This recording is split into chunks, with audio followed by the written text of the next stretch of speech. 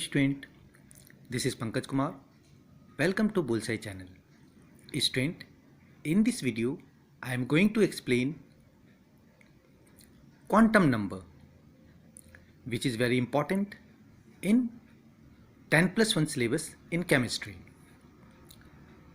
This is also an important topic in chapter 2 structure of atom.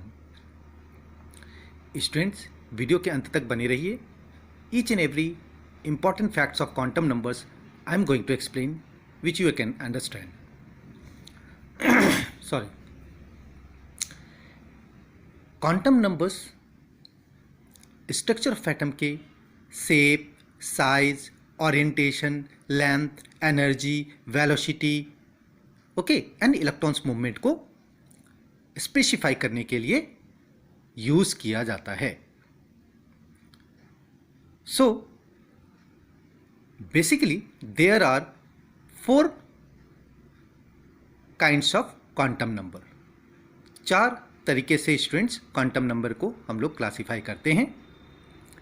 One by one I am going to explain its important things.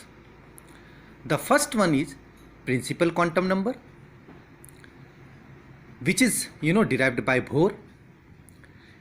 इसके बारे में student आप cell के बारे में पढ़े हो, क्योंकि प्रिंसिपल क्वांटम नंबर को शेल के माध्यम से जाना जाता है, जिसमें बोर्स ने KLMNO यानी numbers of electrons can be arranged in these cells. इसको कैपिटल लेटर KLMNO, जिसका एक फॉर्मूला होता है स्टूडेंट, आप जूनियर सेक्शन में भी पढ़े हो, 2n². यहाँ जो n है वो नंबर ऑफ इलेक्ट्रॉन्स है. अगर वो 1 है तो 2 × 1² दैट इज 2 होगा, यानी K में अधिक से अधिक 2 इलेक्ट्रॉन होंगे. 2 × 2² यानी 8 हो जाएगा, तो L में अधिक से अधिक 8 इलेक्ट्रॉन्स होंगे. सिमिलरली M सेल यानी थर्ड सेल में 3 होंगे, तो 3 3 9 2 18 होंगे, एंड सो ऑन 32 and 50 हो जाएंगे.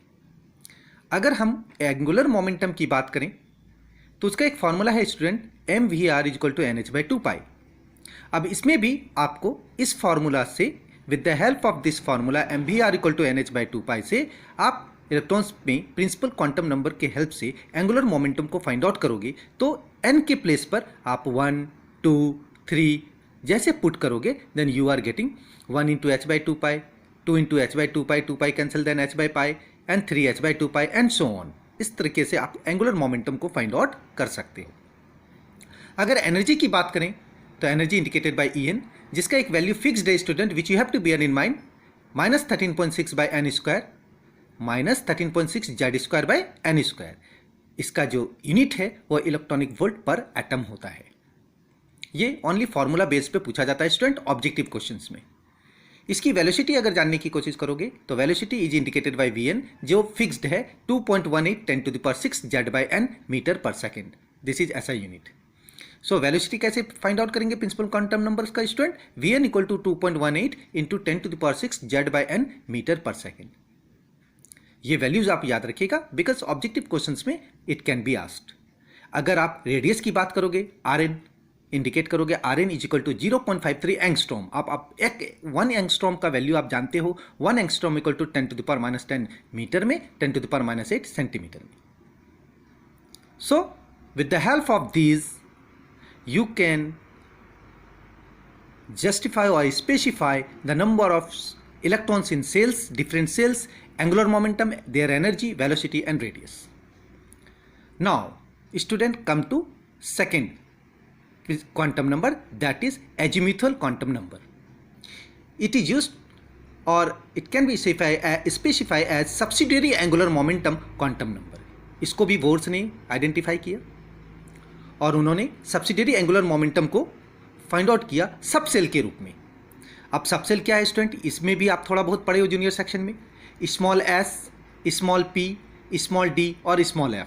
आप ये भी जानते हो कि स्मॉल s में अधिक से अधिक 2 इलेक्ट्रॉन्स रखे जा सकते हैं, स्मॉल p में यानी सेकेंड सब सेल में अधिक से अधिक 6, d में अधिक से अधिक 10 और f में अधिक से अधिक 14 इलेक्ट्रॉन्स रखे जाते हैं.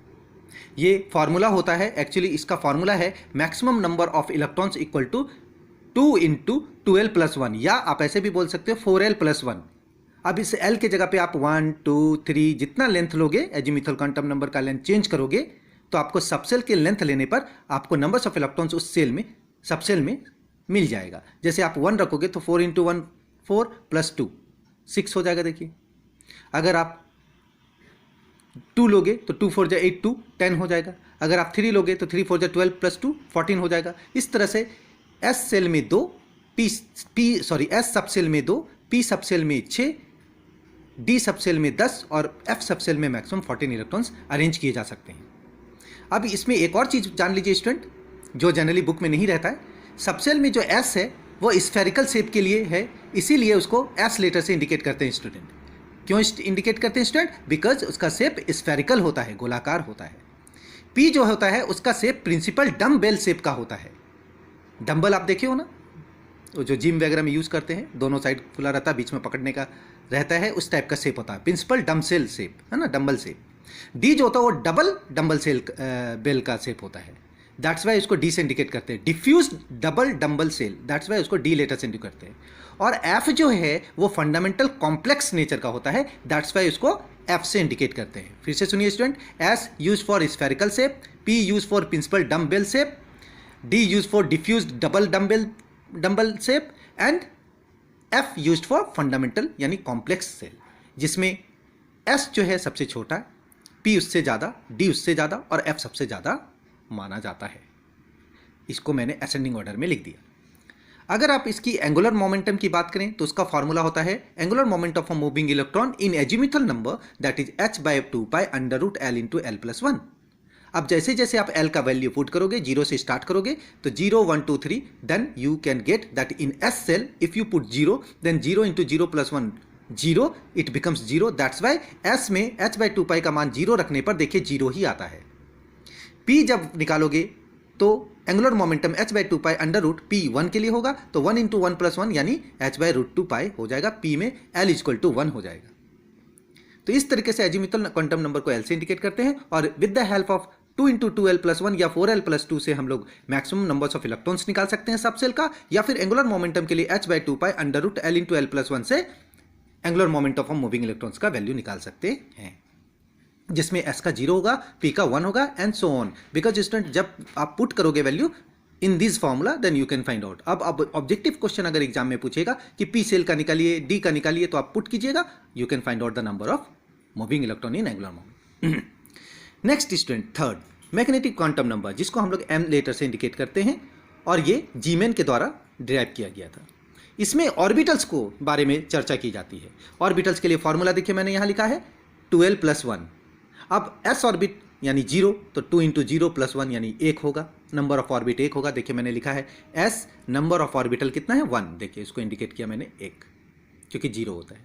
जब p पे आप पुट करोगे तो आप p पुट करो यानी 1 नंबर पुट करो, 2 × 1 + 1 तो 2 1 2 1 2 + 1 3 होगा। तो देखिए यहाँ पर नंबर ऑफ ऑर्बिटल स्टार्ट कीजिए, -1 0 1, -1 से शुरू होगा तो -1 होगा, 0 होगा और +1 तक आएगा। इसी तरह d = 5 कैसे हुआ, तो देखिए यहाँ पुट कीजिए, 2 जैसे ही पुट कीजिएगा d के लिए तो 2 2 4 1 5 हो गया। तो इसका देखिए यहाँ पर -2 -1 0 1 2, इस तरह से ऑर्बिट 5 हो गए। f में करोगे तो 7 हो जाएगा बिकॉज 2 3 6 और 1 7। So in this way you can find out magnetic quantum numbers derived by Zeeman. It is indicated by letter m, ms भी बोलते हैं, कभी कभी s भी लिखा रहता है ms। Last one is student spin quantum number. Spin का मतलब ये हो गया घूमना। ये उलेनबेक के द्वारा डिराइव किया गया था। उन्होंने देखा था कि क्वांटम नंबर्स में इलेक्ट्रॉन्स की मूवमेंट को क्लॉकवाइज और एंटी क्लॉकवाइज, यानी क्लॉकवाइज है तो +1/2 अप एरो और एंटी क्लॉकवाइज है तो -1/2 डाउन एरो से इंडिकेट करते थे। यानी टोटल स्पिन ऑफ एटम कितने हो गए, ½ × n। फॉर्मूला क्या हुआ स्टूडेंट, ½ × n। यानी इसका एंगुलर मोमेंटम अगर निकालेंगे तो μs = h/2π √s × s+1।